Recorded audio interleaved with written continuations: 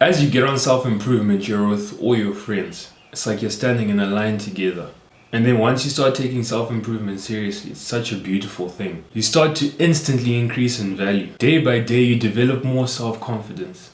You develop a greater belief in your ability to improve, your ability to be a useful member in society. You start You start loving life so much that it's almost as if the air quality increases. I don't know if you've noticed this, but then the more you improve yourself, it's like it feels better. Like when you breathe in, you're like, damn, this is some HD air. Everything about life is just so much more enjoyable when you're improving yourself. Like this morning, I was sitting outside, I was about to start meditating, and though I don't know, you still might be able to hear the bird. I'll just keep quiet. Yeah, that sound. I was just sitting outside about to meditate, and just the sounds of the birds, the sound of the wind, the sound of everything, it filled me with a sense of peace. And it was in that moment, just before I was about to meditate, I realized, well, I've always known, but like I was fully taking in the beauty of earth, like the beauty of nature, all the nature we have around us. And it's a shame that many people live in like concrete cities where like the only trees that are there, like palm trees and like some random trees that it looked good for the aesthetics of the city. But that's besides the point. The point is that once you start improving yourself, you start enjoying life so much more. Like everything about life is tenfold more beautiful. On self-improvement, you're growing so much. But remember at the beginning I said before you started, you were in a line with your friends and it's like you were all beside each other. So there will come a day on your self-improvement journey where you will actually stop and you'll look to your side and you'll see no one. You'll question, where are my friends? Where are they? And you look forward, you don't see any of your friends. And when you look back, that's where you see your friends. And you realize in that moment when you look back that you've outgrown your friends, that you're now at a more developed level than they are. And this, the outgrowing of people, this is the unfortunate side of self-improvement. And the truth is everyone outgrows friends. Like, it's impossible for you to not outgrow friends. Well, it's either you outgrow or be outgrown. But in life, you're obviously gonna outgrow many of your friends, but when you're on self-improvement, this is like steroids. Like it's put on steroids. Like this will happen every 6 months. And when I say every 6 months, I'm not even joking. Like every 6 months, you'll realize that, these people don't serve me as well as they did, and I can't serve them as well as I did in the past. So for me, there's one particular group chat, and it's called Committed to Spain. And this group chat started in 2020, beginning of the lockdown in 2020. It was about March. I think the group started like in May. It wasn't March. Where the time the group started doesn't matter.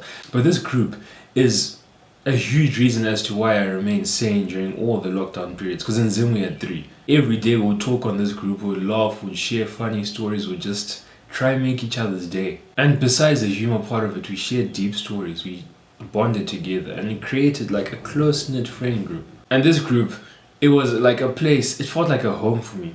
A place where I would always go, a place or a person where you can just say whatever you're feeling, whatever's on your mind. No matter how crazy it sounds, no matter how deluded like it sounds, you can say it there and they won't judge you. They may laugh at you, they may be like, what are you saying? But you'll never be judged. So this group chat was that place for me. I could say everything that was on my mind. And as I got on self-improvement, my interests naturally changed. And the unfortunate part about this is that my interests changed. I didn't know theirs changed as well, but like not in the same way. So now I'm more focused on like business, improving myself, like massively increasing my value as a man, setting myself up for the future. Like I'm obsessed with these things. I'm obsessed with success. And most of the people in the group chat just aren't. Of course they're interested about it, but not to the level that I am. And because of this, because of my obsession with success, it's like most of the time that's the only thing on my mind.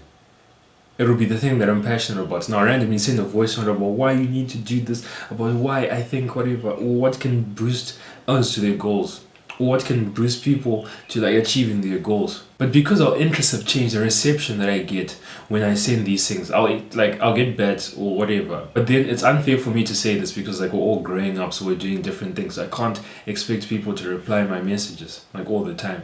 But the point is that the interests have changed and it feels like I have outgrown those past interests that I used to have. And in a way, the group chat isn't how it used to be. And I think that's something we all need to remember, that things are going to change. Change is inevitable. Change is a part of life. In Meditations, Marcus Aurelius said that change is a necessity. For you to be well nourished, for you to eat, what you're eating has to go through a change. It has to turn from whole food into that funny mushy thing that's in your mouth, and then, like, you know what happens when it gets into your stomach.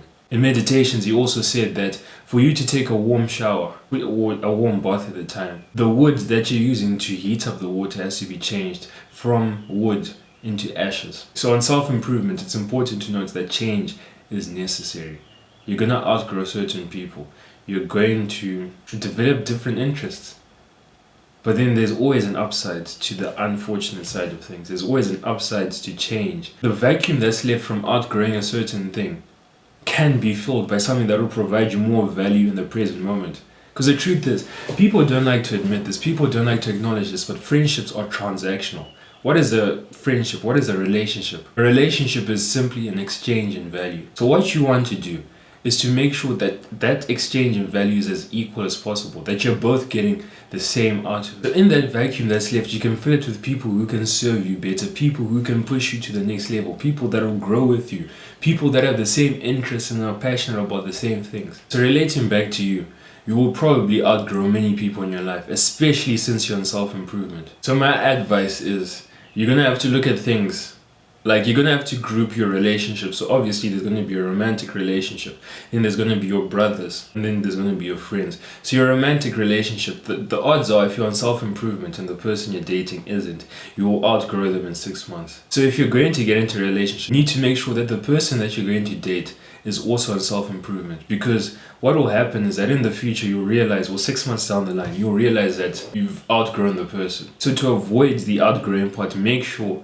that the person that you choose to date is also in self-improvement. And if they're not in self-improvement, then it's just better to leave it's just better to leave it as a fling or something. On to brothers. And brothers, I would say, is the most important one, because your brothers are your closest friends, your best friends. These are the people that you spend the most time with. These are the people that influence your direction on life. So with your brothers, it's important that you have brothers that you feel like you can't outgrow. And the reason why you feel like you can't outgrow is they're constantly growing with you. They're also on this journey of self-improvement. Your brothers need to be pushing you every day, and you need to be pushing your brothers. And ideally, you want brothers that are growing at the same pace as you, or just slightly faster than you, because then it will push you to catch up to them. It will push you to grow even further. So now the third group is friends.